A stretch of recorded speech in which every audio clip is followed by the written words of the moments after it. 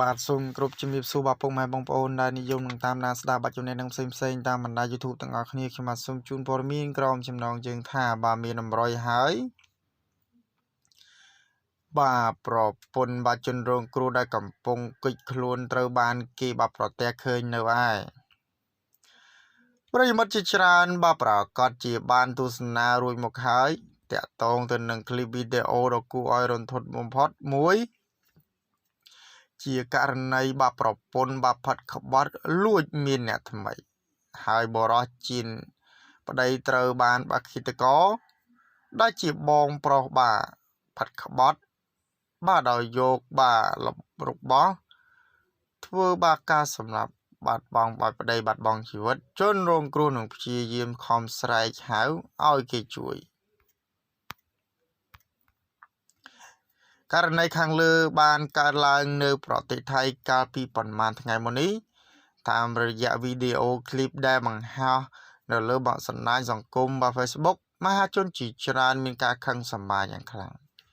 ចំពោះនារីជាប្រពន្ធដោយក្រោយពេលប្តីរបស់ខ្លួនត្រូវឃាតករបានធ្វើការសម្លាប់បាទហេតុអីមិននាងមិនព្រមទៅជួយសង្គ្រោះបែរជាដើរតាមបានមិនអើពើបាទតាមបាត់គិតកោបាទទាំងដែលជនរងគ្រោះព្យាយាមខំស្រែកហៅឲ្យជួយហៅឡានពេទ្យផង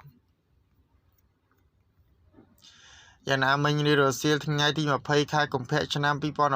2023យោងតាមការបង្ហោះករណី Page Facebook ជីវិតពិតពលករខ្មែរឆ្លងដែនបានឲ្យដឹងថាបើមានបងប្អូនពលរដ្ឋខ្មែរនៅប្រទេសថៃបានឃើញបាគិតកោពលរដ្ឋខ្មែរដូចគ្នាកាលពីថ្ងៃទី18ពេលព្រឹកឃើញដើរទិញបាយអីវ៉ាន់នៅបាមុខបាសេវែននៅផ្សារខេត្តបាឈុងបារីប្រទេសថៃសូមជម្រាបថាបាទរហូតមកដល់នឹងពេលនេះសមត្ថកិច្ចថៃបានធ្វើការចាប់ខ្លួនជនបង្កបាន3នាក់ហើយដោយម្នាក់ទៀតកំពុងរត់គេចខ្លួនបាទអត្តសញ្ញាណជនបាទបង្កឈ្មោះថាសុកវិត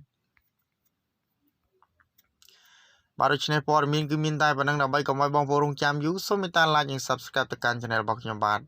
ដើម្បីទទួលបានព័ត៌មានថ្មីៗបាទសូមអរគុណសូមជម្រាបលា